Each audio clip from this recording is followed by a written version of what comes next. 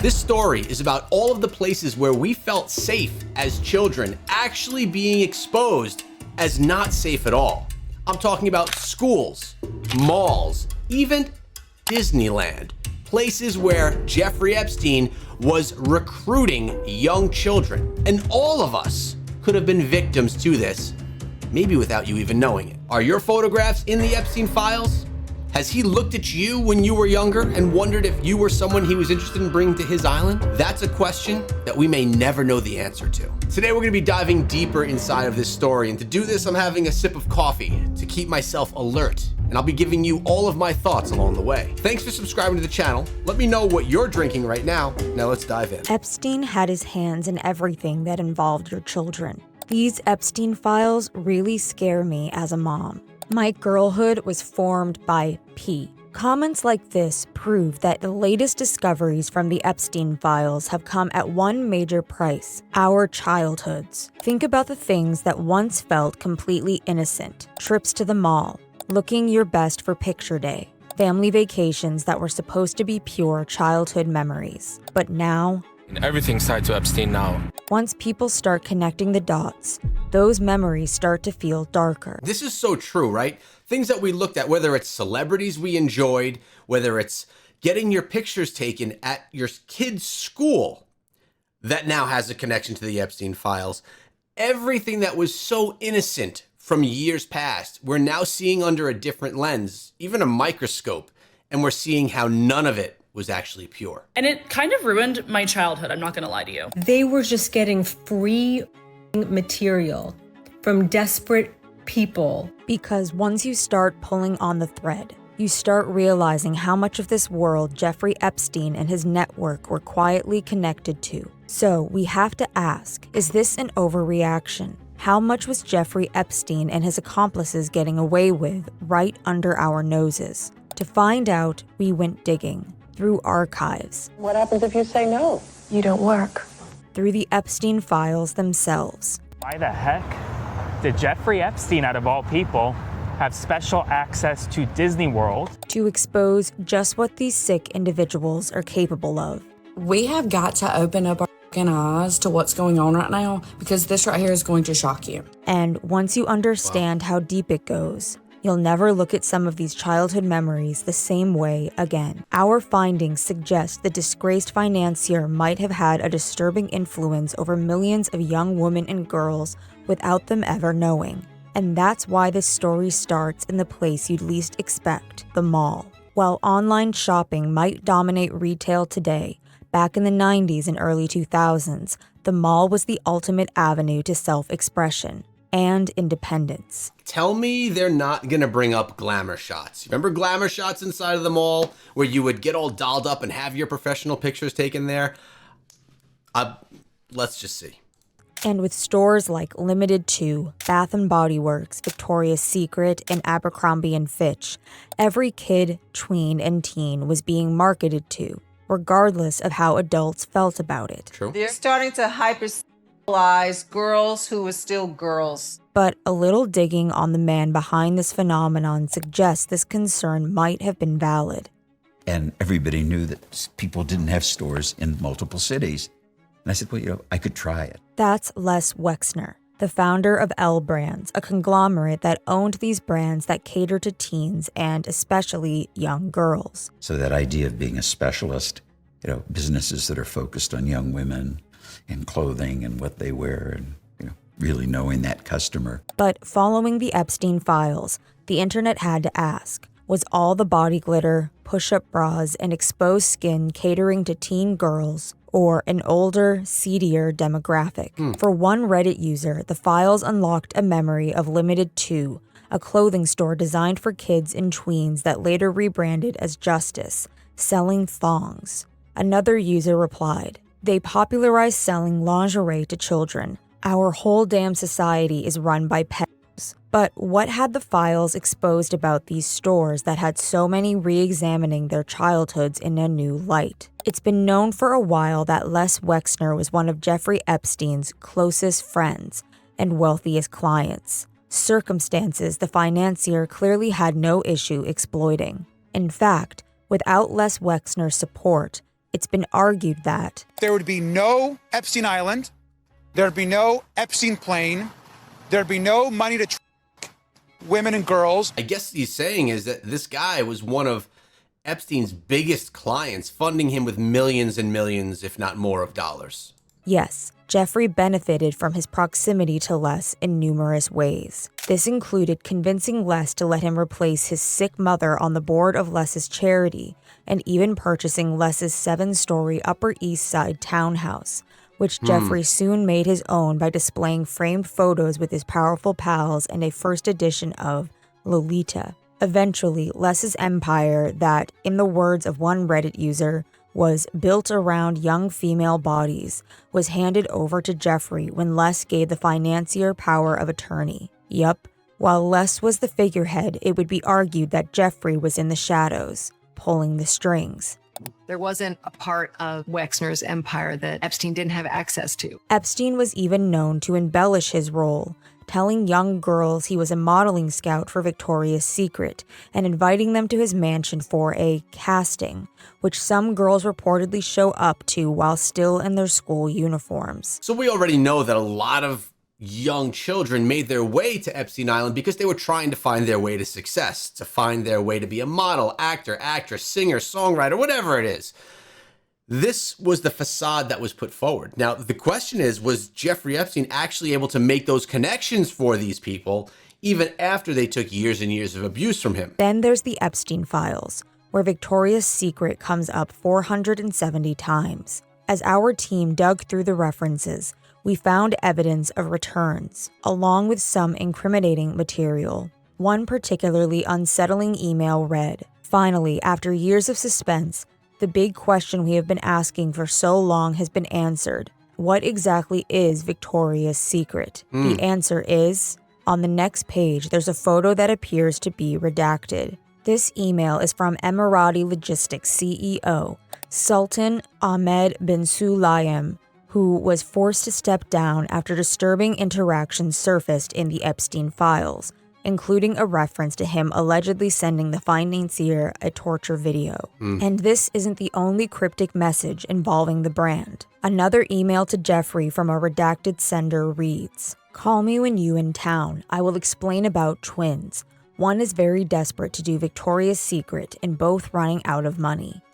This is a perfect person for Jeffrey Epstein, a perfect victim, someone that's desperate for success, desperate to break into the scene, and hurting for money. This is what Epstein feeds off of. Knowing how Jeffrey and his friends allegedly preyed on desperation and poverty, it's possible this anonymous sender wasn't looking out for the unnamed twins' best interests. Other references to Victoria's Secret in the files show how Jeffrey's affiliation with the brand wasn't just well known, it was exploited. We dug up messages to Jeffrey asking about scoring tickets to the Victoria's Secret show and redacted photos from an anonymous sender hoping to model for the brand. The FBI files were just as enlightening. In these documents, a pattern emerged. Jeffrey repeatedly gifted victims sets of Victoria's Secret underwear and bras. He also allegedly used his connections with Les and Victoria's Secret models like Naomi Campbell to lure girls in, sometimes even telling them he was the owner of the company. One Jane Doe showed up for a meeting with Jeffrey at his mansion, only to be SA'd, said in a statement, "I had spent all of my savings getting Victoria's Secret lingerie to prepare for what I thought would be my audition, but instead it seemed like a casting call for SW. I felt like I was in hell." This is actually terrible to think of, that someone thinks they're making their break, taking all of their savings and then having SA happen to them when they get there because there was really no opportunity in the first place. And to hear names like Naomi Campbell involved in this as well, luring these people into Epstein, it's actually crazy and scary. And the overlap between Jeffrey's crimes and his link to Victoria's Secret allegedly didn't stop there. According to another document in the Epstein files, while working at Epstein's mansion, Maxwell actively put together what she called a modeling book containing photographs of young girls and boys in various stages of undress. Maxwell kept the modeling book in Epstein's safe. The purpose of the book? Well, Ghislaine allegedly claimed it was used to recruit models for Victoria's Secret. But what about Les Wexner? What part did he play in all of this? Well, currently, that's unclear. Les has claimed he's a victim of Jeffrey, alleging the financier stole money from him and that he had no idea he was taking advantage of young women. Do you believe that? Do you think Lex was completely innocent in all of this, or do you think he knew exactly what was going on? And then, of course, there's the gray area in between where maybe he had inklings but really couldn't put a pin into it. He also said he cut Jeffrey out of his life in 2007, a claim that the Epstein files seems to confirm, except for one email Les sent Jeffrey in 2008, just days before the financier pled guilty to soliciting a minor for adult relations. Les wrote that his wife, Abigail, told him the results, adding, "All I can say is I feel sorry. You violated your own #1 rule. Always be careful." Was this Les admitting he knew more about Jeffrey's lifestyle than he let on? It actually sounds like yes. If he knew that Jeffrey's rule, #1 rule at that, was to always be careful and that he violated it, winding himself behind bars, it sounds like he knew what was going on. Was he hinting that he operated by the same code? There's also an undated draft from Jeffrey to Les apologizing that he'd been dragged into what he described as an extortion attempt by one of Jeffrey's accusers, Virginia Jufor. Jeffrey then began reminiscing on their friendship, writing, "I have never once, not once, done anything but protected your interests. I owe a great debt to you, as frankly you owe to me." Jeffrey added that he kept secrets from Les's wife. "You and I had gang stuff for over 15 years, a great deal of it that she was unaware of." According to a recently released DOJ file, Les Wexner was a suspected secondary co-conspirator. And while the department noted there is limited evidence regarding his involvement, you don't have to look far to find allegations about Les's creepy and potentially criminal behavior. One Reddit user who claimed they were managing a trunk show at the women's department store Henry Bendel in New York, which Lex Wexner had just purchased when she was introduced to the CEO, explained, "I was 23, but I'm 4'10", so I was frequently mistaken for a high schooler. Wexner leaned in to shake my hand, which seemed weird until I realized it was an excuse to put his hand on my lower back right above my. It was so disturbing. This man is a predator and deserves every comeuppance and punishment he gets." Well, okay, that's a claim. Obviously, the problems here are these are claims on Reddit. My Design 630 could 100% be telling the absolute truth, and this could be valid. Or maybe it's completely made up. We really don't have a way to tell. Another user replied, "They should ask him about the teenage and high school boys he had working in his New Albany home in the early 2000s. If he doesn't want to answer, I can." The user explained on the cryptic statement, alleging that he hired high school boys from the community to valet his parties, a front according to the Redditor who claimed the boys were actually paid to run illegal substances for less through the cars of the partygoers, which always included people of prominence. They also alleged Les's interest in young boys went beyond cheap labor. It was widely known around town that Les was into young boys in the 80s and that Jeffrey Epstein gained his position by being Les Wexner's boy toy first before gaining power of attorney over Wexner's affairs. This isn't the first time we've heard this allegation about Wexner and Epstein's relationship. Now that's a big twist right there. Was Epstein taken advantage of himself by Wexner? FBI files reaffirmed that Les was the money behind Epstein, and that the two were close enough that Les was #1 on Jeffrey's speed dial. The filings also reference an allegation that Epstein earned his money through having intimate relations with Les. Wow. Les has recently denied this allegation while testifying before Congress as part of its probe into the Epstein case. Then again, who knows how much Les was able to say after his lawyer was caught on mic warning him. Uh-oh. Answer the question. 5 words, okay.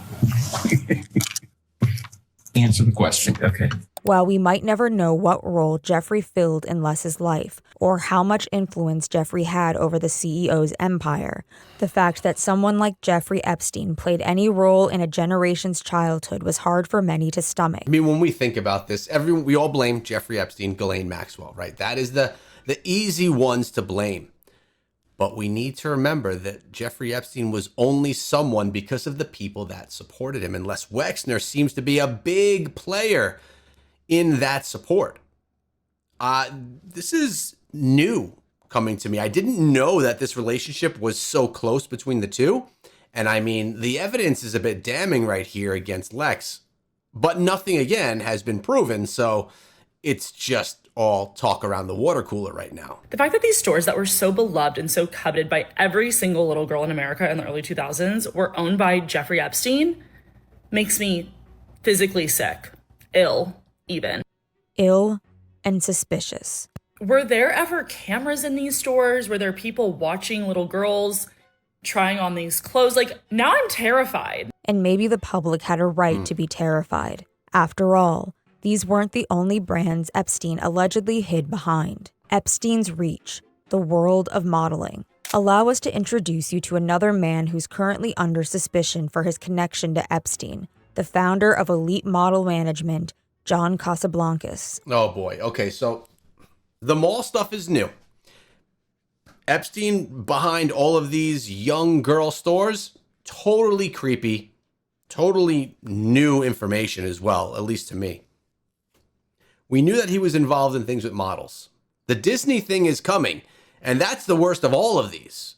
But let's dive into the modeling. Let's start with an unsettling glimpse into his love life. At age 42, while married to model Jeanette Christensen, John had an affair with supermodel Stephanie Seymour, who was 14 years old at the time. Wow. After Stephanie left him, John found love with another young model, 17-year-old Aline Vermelinger. The two met when she was just a schoolgirl at an elite contest in Rio de Janeiro. None of this was a dark secret. In fact, John was unashamed in his taste for barely legal women, or as he referred to them, child women. But why are we talking about a man who died back in 2013? Well, that has to do with his connection to another dead man, Jeffrey Epstein. Maybe dead In man. 1990, John Casablancas sent a 15-year-old model on her first casting call to meet with a photographer at an address on New York's Upper East Side. Once at the apartment, the man allegedly ordered her to undress and proceeded to SA her. Any guesses who the mystery photographer supposedly was? Yup, you got it, Epstein. Naturally, connections like this have made many suspect something darker was going on at Elite Model Management. So you had formed a agency that would recruit young girls that you felt were a good fit and would get them in there to have a perfect opportunity to group them. While the Epstein files don't provide much evidence for this theory, an archived New York Post article from 2005 mentions that Epstein tried to buy Elite models when it was auctioned off in 2004. An FBI file also references Jeffrey's interest in buying the company. As for why Jeffrey was interested in taking over Elite, well, just look at what Gerald Marie was allegedly able to get away with for decades as the former head of Elite Model Management in Paris, before multiple models came forward accusing him of SA. But Elite Models Management wasn't John Casablancas' only company that had fallen under suspicion. His name is also attached to a modeling school which, in the 90s and early 2000s, used shopping malls and schools to recruit local talent. So the malls, more importantly, the schools aren't even safe. And this is crazy. This is a time when I was growing up. I was in school until the mid-90s. So this was all happening. All of these types of things were going on while I was of age of someone that could have been a victim, or people around my age in my class. Typically young girls. These girls were scouted and had their pictures taken under the impression that they were being trained to enter Elite models. Naturally, many were sucked in by this dream, including TikToker Sheila Love. But according to Sheila, looking back, these recruitment tactics seemed less professional and more predatory. They were hunting for girls. You would be walking in Dadeland Mall and someone in a kiosk would grab you by the arm and say, "Oh my God, you're stunning," to like a 12-year-old girl. It was always young girls. Sheila knew because this happened to her. And while her mother refused to let her join, one day Sheila Lucky. snuck off to the mall with a friend to visit a John Casablancas store where they went to a back room to have modeling photos taken. But something about the photo shoot felt off. According to Sheila, the photographer was a creepy-looking man, and when they asked to see her wearing something else, safe to say changing rooms weren't provided.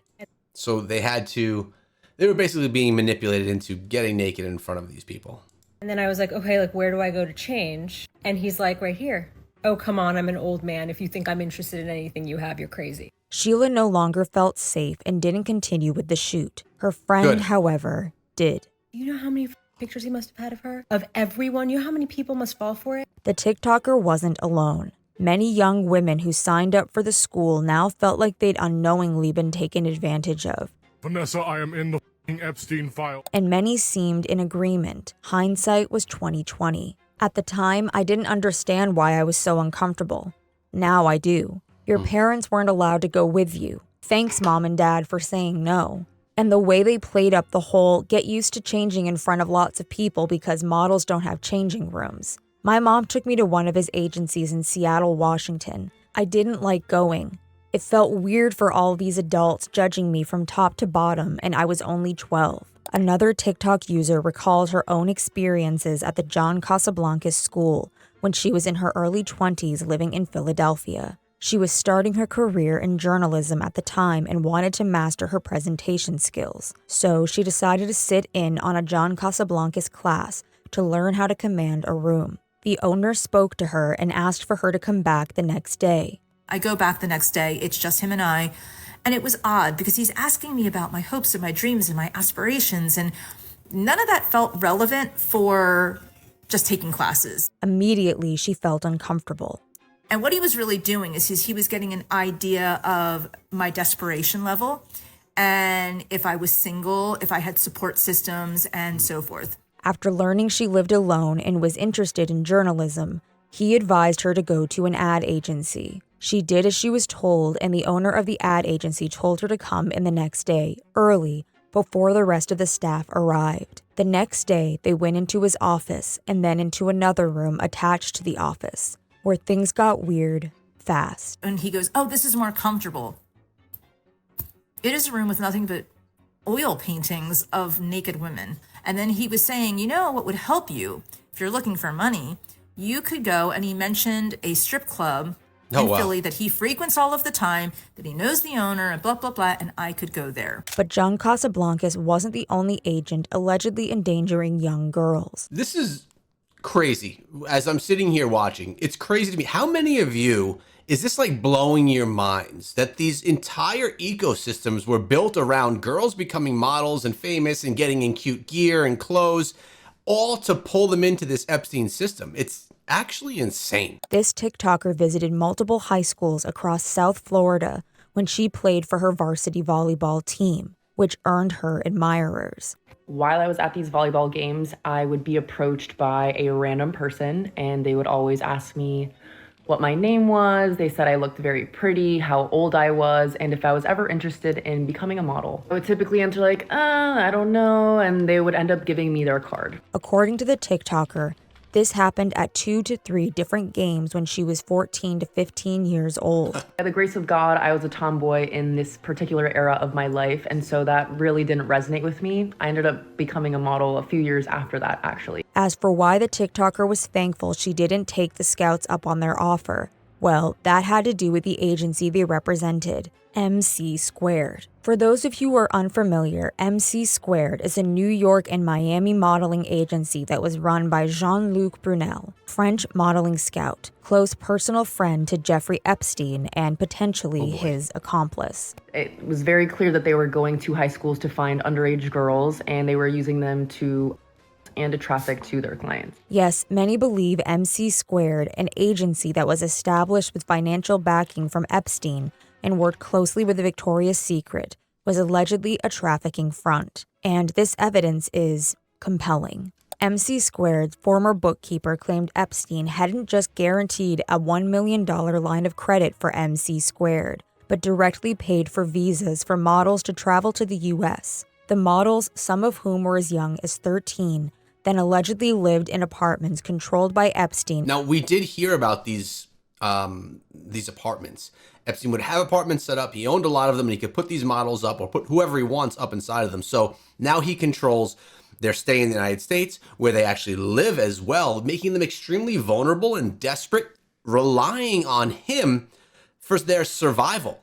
So because they needed Epstein to survive, they would go along with whatever he was doing to them because he was also providing for them. Manhattan, all a cover for trafficking, according to accusers like Virginia Roberts Jaffer. According to memos of phone calls kept by Jeffrey's staff in Florida, Jean-Luc would leave mysterious messages. One note read, "He has a teacher for you to teach you Russian. She is 2 by 8 years old, not blonde. Lessons are free and you can have first today if you call." As we mentioned in one of our previous videos on Epstein, it's speculated that the financier and his associate used measurement to talk about girls' ages. In this case, 2 times 8 is, well, you do the math. It's also worth noting that between 2000 and 2005, Jean-Luc took at least 24 flights on Jeffrey's private jet. Jeffrey even ordered Jean-Luc to leave the country to avoid giving testimony during his first trial.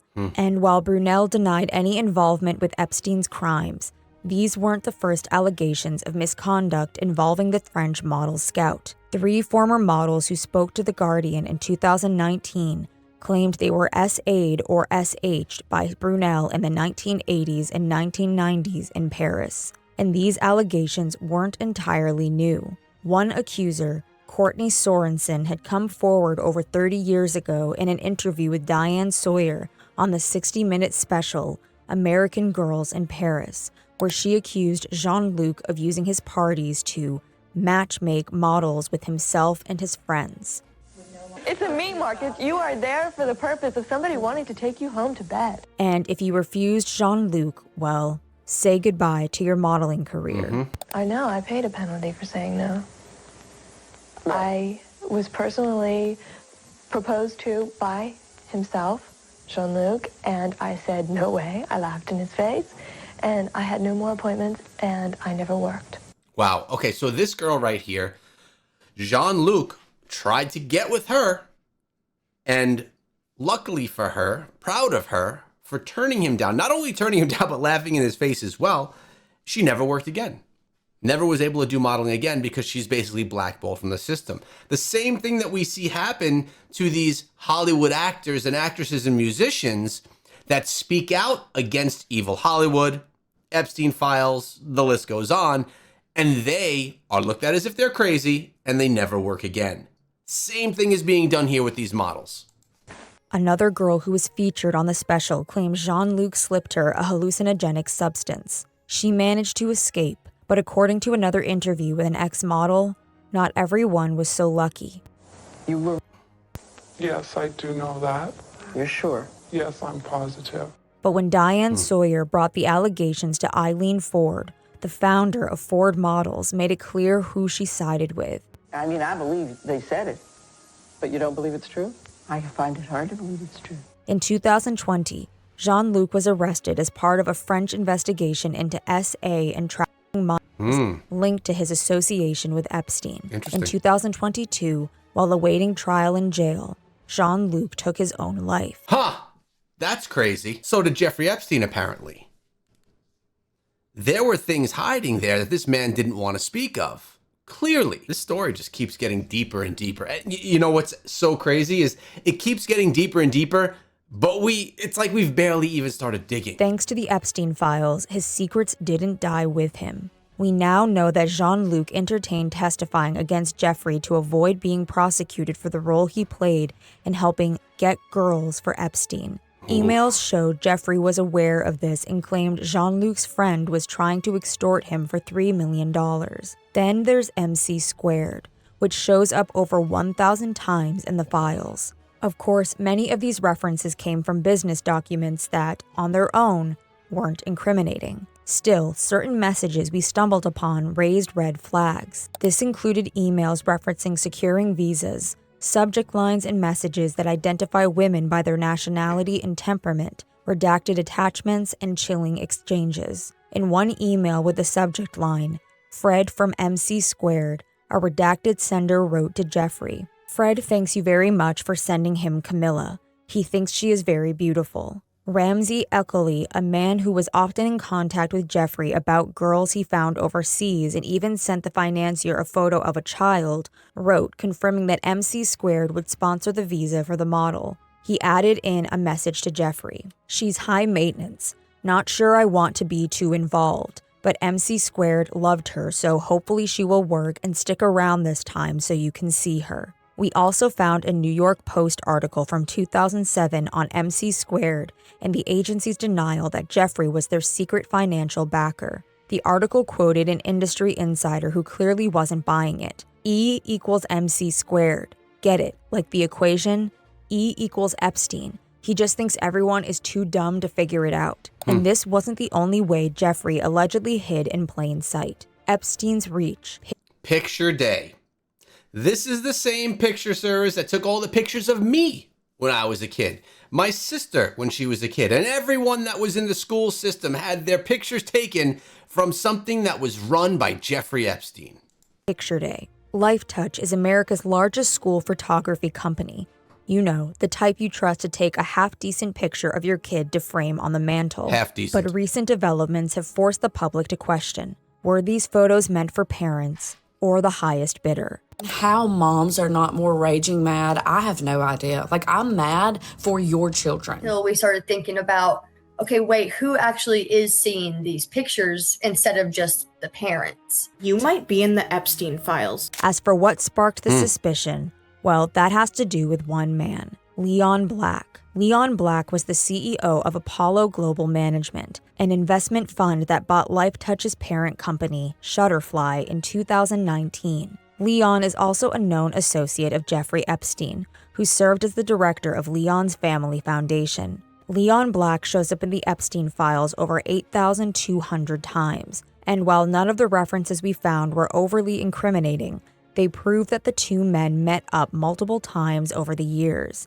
It was these ties to Epstein that led Leon Black to step down as the CEO of Apollo Global Management in 2021. They just brought up Shutterfly. Every year, my wife puts together a scrapbook of the year. Pretty in-depth scrapbook. Like 100 pages of everything that we've done for every month as a family throughout the year. Something we never think about is who is getting these pictures on the other side? Who is putting these scrapbooks together?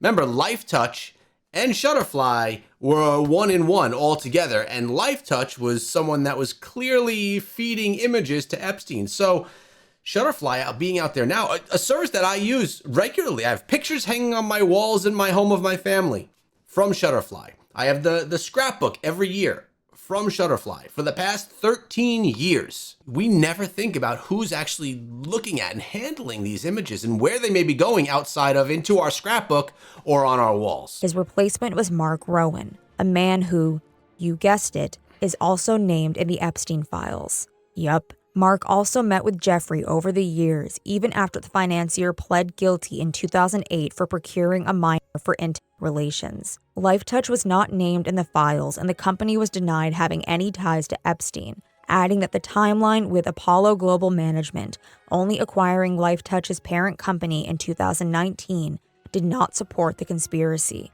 This response hasn't satisfied everyone. Currently, at least 10 school districts in 4 different states have canceled or paused their contracts with Lifetouch. Meanwhile, the public's been left to wonder, what innocent reason was there for Epstein's associates to be this involved in our childhoods? Some users have drawn attention to the sensitive material and information Lifetouch had access to, including home addresses, children's names, and the schools they attend. They don't delete the photos, and that means that they have an updated photo of you every single year from kindergarten all the way till grade 12. And then there was the eerie coincidence that McGraw-Hill, the publishing company responsible for school textbooks, was briefly owned by Robert Maxwell. Yes, the father of Ghislaine Maxwell. Thing runs deep. It's deep as and it goes into every aspect of your life. Your life, and potentially even your vacation. See, Epstein was everywhere, even at the happiest place on earth. Yes, Jeffrey was a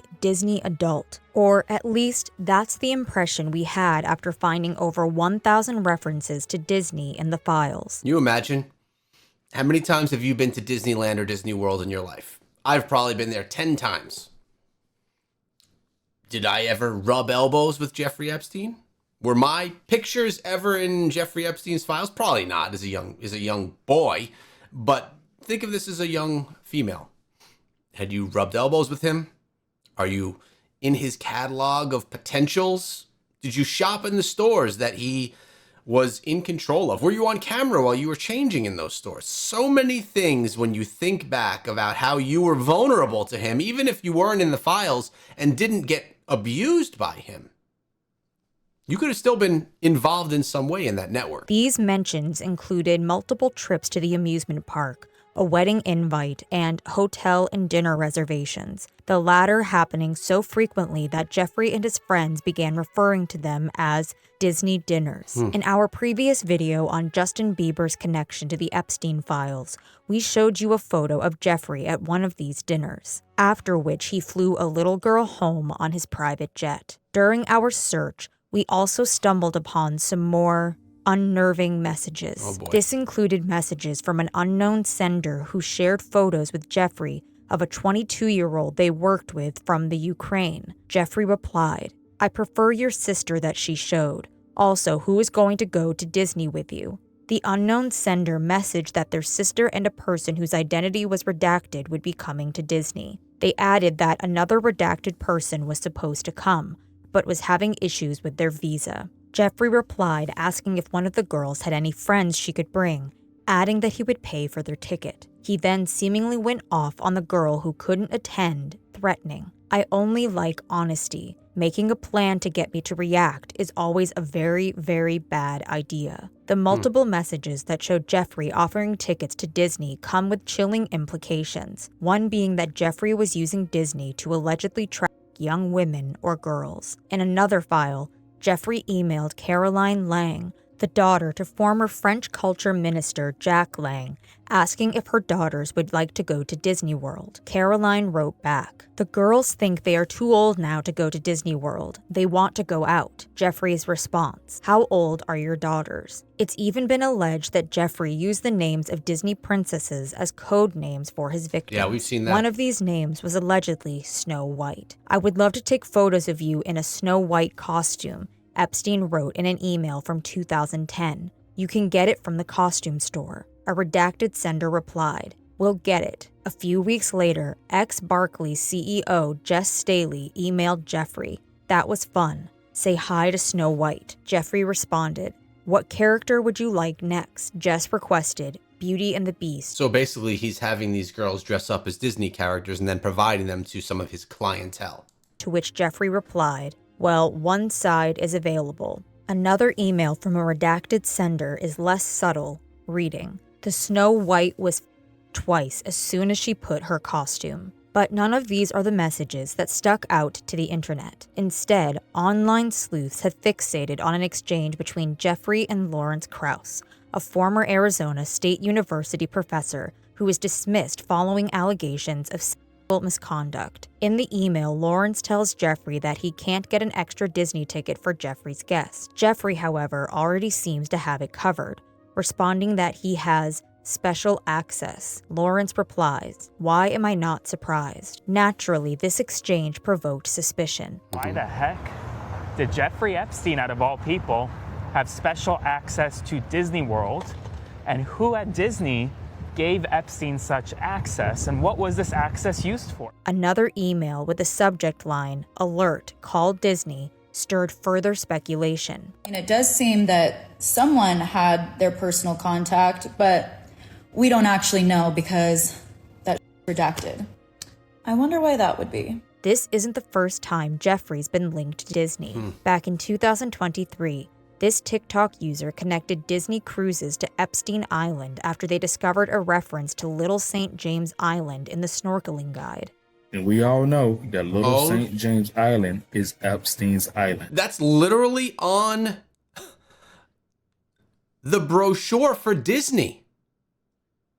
Epstein's Island is on the brochure for Disney. More recently, internet users have connected a building on Epstein Island to the Disney logo. Like if you take a close look, especially. Oh, wow, look at that. That's the temple on the left on Epstein's Island, and that's the Disney. Oh, man.